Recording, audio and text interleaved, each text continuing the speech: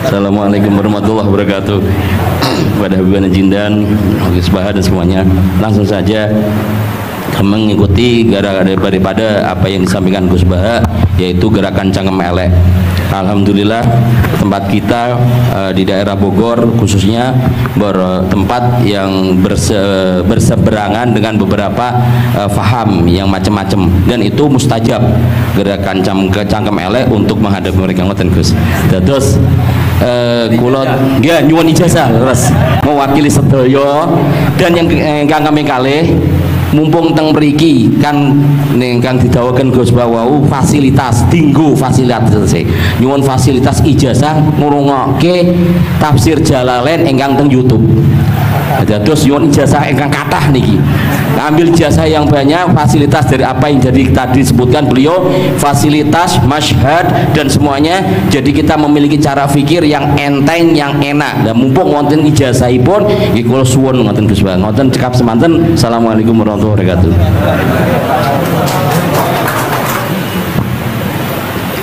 Assalamualaikum warahmatullahi wabarakatuh. Gus Pak, saya Nawawi Bahrudin. Kalau secara organisasi saya dari PCNU Kota Tangerang, saya Mustasar. Bersyukur sekali saya bisa berjumpa dengan Gus Baha dan Habib Jindan, yang beliau ini keduanya adalah idola saya. Kalau boleh ngaku, saya ini ngaku sebagai santri kalong virtual via YouTube Gus Baha dan Habib Jindan. Jadi apa namanya, sejak kecil saya ini dididik secara tradisi tasawuf yang agak sangat keras begitu ya. Kalau saya boleh cerita nih, ada ponakan saya ini Ustaz Samsuri, apa namanya, kami tuh keluarga besar kami tidak ada yang dulu miara TV, Gus. Televisi nggak ada, bunga bank juga susah gitu. Musik itu haram, speaker nih juga haram nih dulu. Nah, perkembangannya kemudian semakin besar, ada idola-idola kami yang agak keras begitu melontarkan kritik kepada pemerintah, yang kemudian itu membuat saya galau gitu ya. Kenapa ulama-ulama kita bersikap terhadap pemerintah keras memberikan kritik? Nah, saya menemukan jawaban bertemu dengan Habib Jindan via YouTube tentunya dulu ya, walaupun saya kebetulan pernah juga silaturahim. Kemudian juga dengan Gus Baha, ini ada perspektif yang berbeda gitu ya, antara relasi ulama dengan umaro. Pendekatannya itu tidak yang kritik, yang bukan sekedar kritik tapi adalah menghujat. Nah, ini saya temukan formula yang sangat menjawab kebutuhan saya pribadi, sehingga istri saya ini udah mulai cemburu sama Gus Baha karena saya terlalu sering nonton YouTube Gus Baha. Gitu. Nah, yang kedua soal sanad ya. Salah satu bukti saya pernah dengar cerita Gus Baha, agama itu adalah birriwayah. Oleh karena itu perlu sanad. Nah, saya merindukan bersanad dengan Gus Baha nih, tapi kan saya bukan santri yang secara langsung. Oleh karena itu dalam kesempatan ini saya ingin minta rukhsah sebetulnya Gus dan Habib. Kami ini kalau boleh mewakili, diakui sebagai murid Gus Baha, bisa bersanad walaupun dalam pertemuan tatap mukanya saat ini aja baru. Mudah-mudahan ke depan bisa dilanjutkan. Terima kasih Gus. Assalamualaikum warahmatullahi wabarakatuh. Nggak apa-apa Ustaz, sahabat aja sekali ketemu Nabi langsung jadi sahabat kok. Baik, Gus Baha barangkali duluan. Kiai Abdurrahman Sahal, Kiai Ustaz Nawawi. Gus yang bagian ngeleng-ngeleng. Iya, iya. Apa saya Gus? Iya. Begini ya, masalah cangkem elek tadi ya. Bakat tuh sampean? Sudah, alhamdulillah sudah bakat. Karena kalau lewat Habib Jindan tidak pantas, beliau biar sempurna saja, tidak usah sanad itu.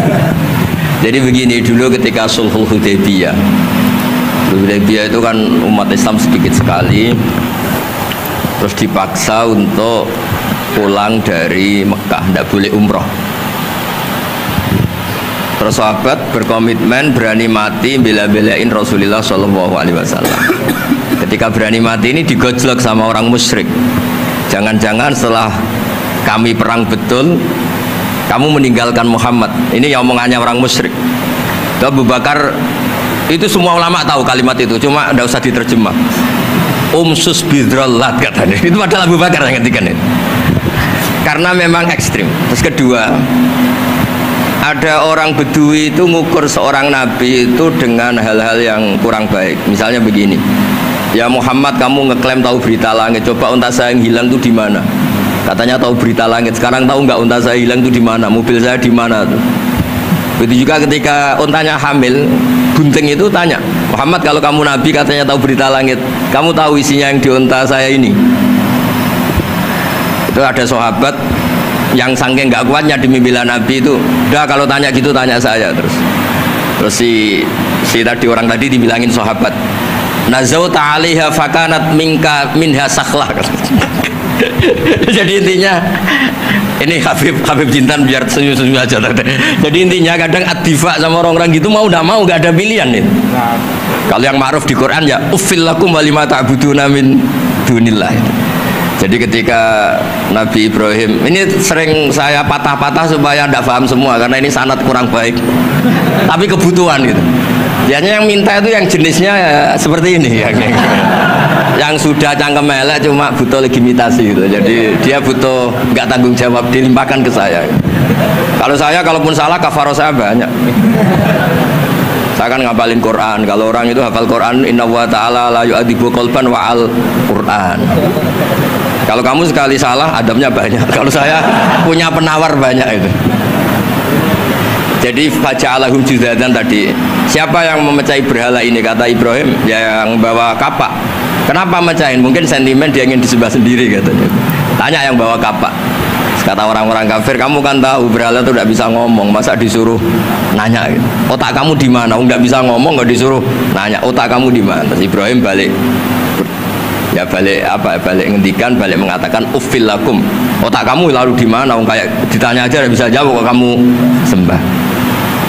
Jadi di beberapa kesempatan sahabat belain Nabi sampai gitu. Jadi banyak orang Bedui, orang-orang peradaban, karena Nabi itu memang nyatanya mendapat berita dari langit. Mereka terus itu dijadikan alasan. Unta saya hilang di mana Muhammad? Ini di mana? Unta saya ini hamil, itu bentuknya kayak apa? Katanya kamu tahu berita langit. Masa gini aja enggak tahu? Ya terus tadi. Saya enggak tahu, sahabatnya mungkin kayak jenengan enggak tahu saya. Terus dia ambil, udah tanya saya aja. Nazauta 'alaiha fakanat minka minha sakhlah. Nazauta itu sudah paling anaknya ya kayak kamu lah, kamu yang nazauta 'alaiha, ada usah diterjemah nazauta 'alaiha itu.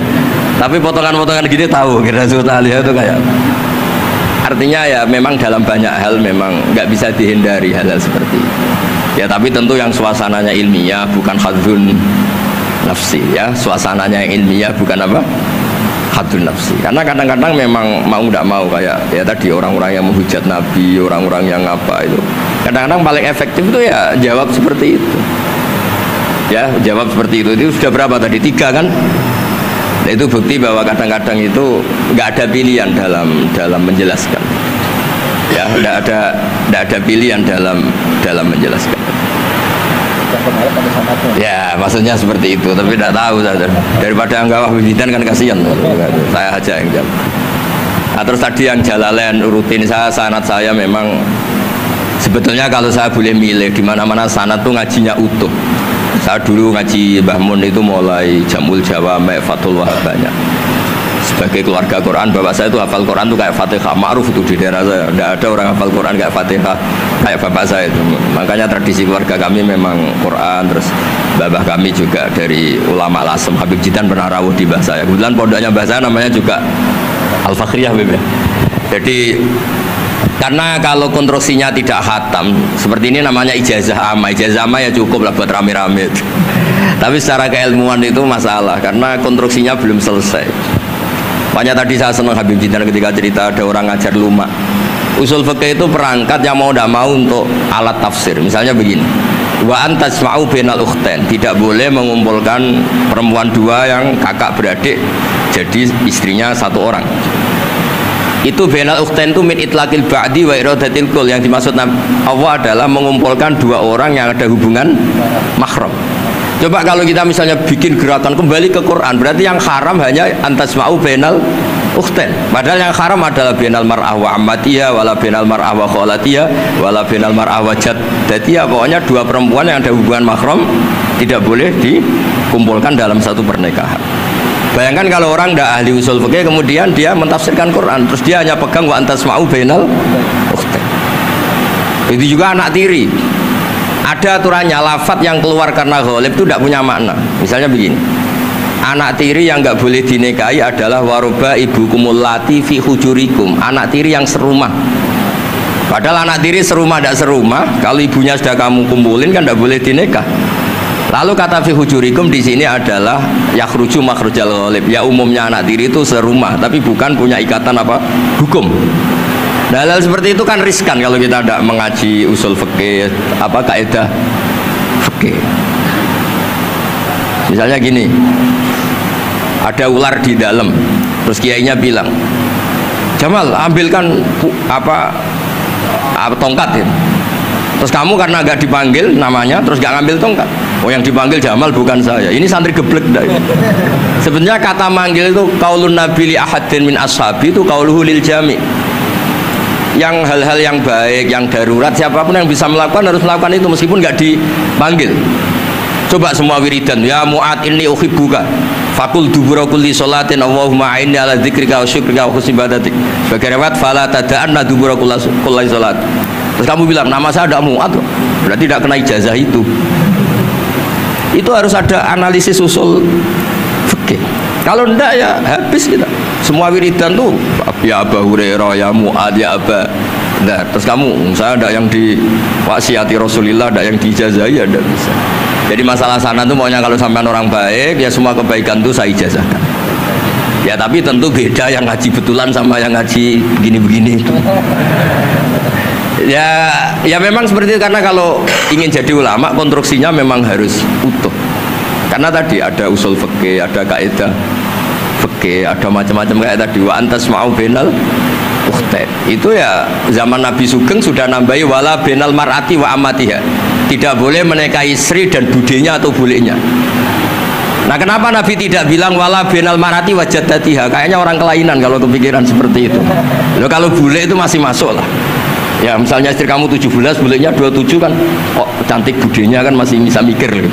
Tapi kalau istri kamu 20, mbahnya 80, kok kepikiran itu kan. Sehingga di hadis memang hanya wala bainal mar'ati wa ammatiha, wala bainal mar'ati wa kholatiha. Nabi tidak mengatakan wala bainal mar'ati wa jaddatiha. Kayaknya kalau orang normal tuh tidak kepikiran gitu. Ya tapi apapun itu nyatanya Quran hanya wa antasma'u bainal ukhtain. Itu kalau nggak dijelaskan pakai usul fikih, ini min itlaqil badi wa iradil qul secara balaghah. Ya itu kan tidak bisa. Nah, di sini pentingnya ngaji khatam. Makanya saya suka ngaji Jalalain dengan penjelasan fikih, penjelasan usul fikih, karena supaya orang tuh tahu lah bahwa maknani Quran tadi seperti yang didahulukan Habib Jindan itu.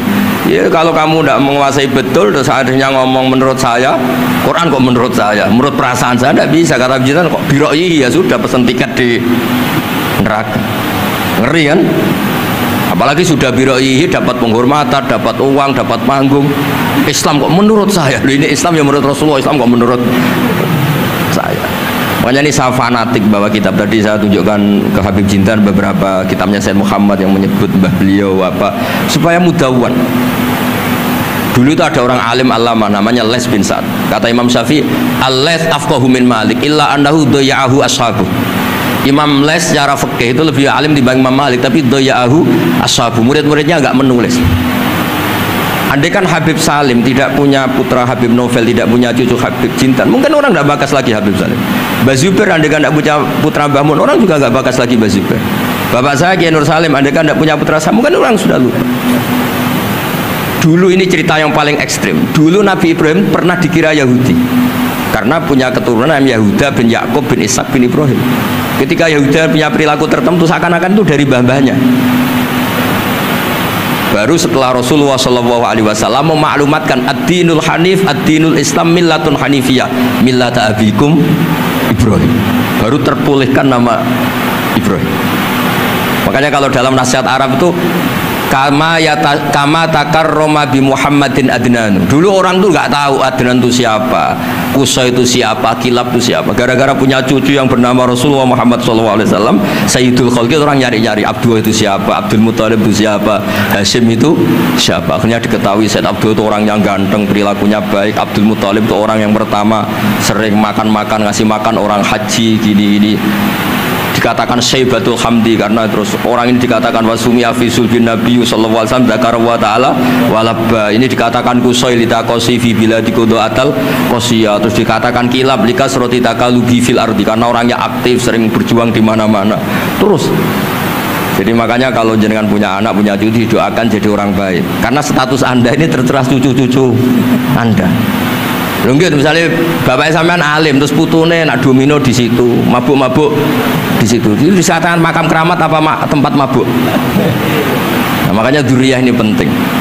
Makanya ketika Allah memberi hadiah pada Rasulullah Muhammad SAW kepada semua nabi, itu disebut wa ja'alna dzurriyyatahu humul baqin. Ketika dikatakan kalimat tauhid juga wa ja'alaha kalimatam baqiyatan fi aqibi. Makanya ukuran orang baik itu ya anaknya, cucunya, apa-apanya. Karena ini yang meneruskan status kita. Ya jelas ya. Itu kalau Anda ini ngaji khatam, konstruksi itu tahu. Tapi kalau tidak khatam, ya hanya modal qabilna terus. Ya tapi ya gak apa-apa daripada sama sekali. Malah yudroku kulluh la yudroku.